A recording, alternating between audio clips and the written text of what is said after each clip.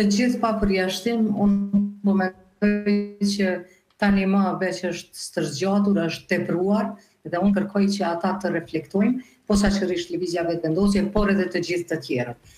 Edhe këtë po e them sepse deri më tani kam pasur një qëndrim që kanë dhënë opcione ish opozita, vetëvendosja është bllokuar aty, por shohim mos po zgjidhet.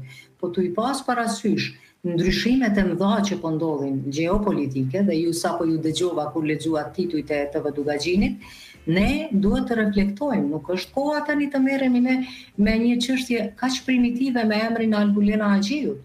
Ne duhet të reflektojmë dhe ata duhet patjetër të bëjnë një zgjidhje tani. Nuk mund të hupim kohë.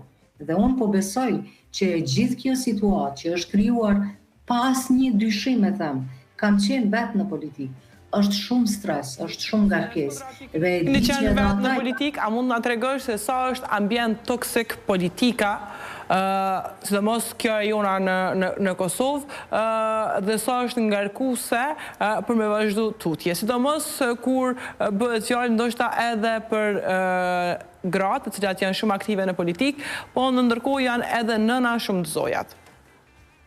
Është shumë e vërtetë që të qeni në politikë, siç edhe u përmend nga zonja që e keni aty në studio, sepse për shembull janë një analogji. Ju aplikoni për një punë dikun dhe e keni një komision që ju interviston dhe e keni një punë me 30 ose diçka punëtor. Por kur ju dëshironi të bëheni shërbyes, do të jeni deputet, komisioni që ju vlerëson janë i gjithë populli i Kosovës.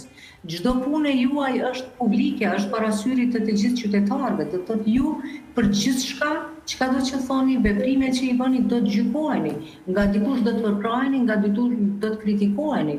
Padyshim merrni edhe komente shumë të këqija, domethënë ofenduese, keni edhe komente të mira, por megjithatë të gjitha këto në një mënyrë ju ndikojnë. Dhe është shumë stres, do të thotë është shumë ngarkesë e madhe të qenurit në politikë. Është një ambient ku unë patjetër që pajtohem që gratë janë në, do të thotë, ato me të vërtetë kanë edhe më të vështirë, për shkak të kulturës në shoqëri që e kemi ne, për shkak të mënyrës si funksionon shoqëria jonë.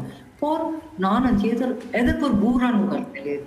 Politika është e vështirë për të gjithë, por në Kosovë, po edhe në vende tjera, unë kam pasur rast të kem kolege në shtetet e ndryshme të botës, ku shpesh e kam gjetur që problemet i kemi të njëjta, do të thotë sfidat si politikane janë të njëjta.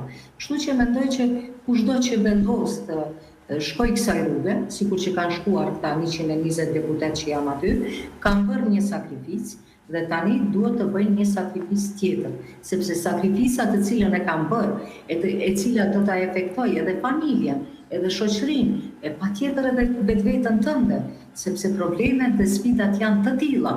Tani le të tregoj se pasi kanë arritur t'i kalojnë ato sfida dhe kanë vendosur të jenë në këtë profesion, në këtë punë, si deputet ka quaj, se jo profesion është deputet, pra ta te i kalojnë këtë sfidë dhe ta ndalin këtë qoroditje.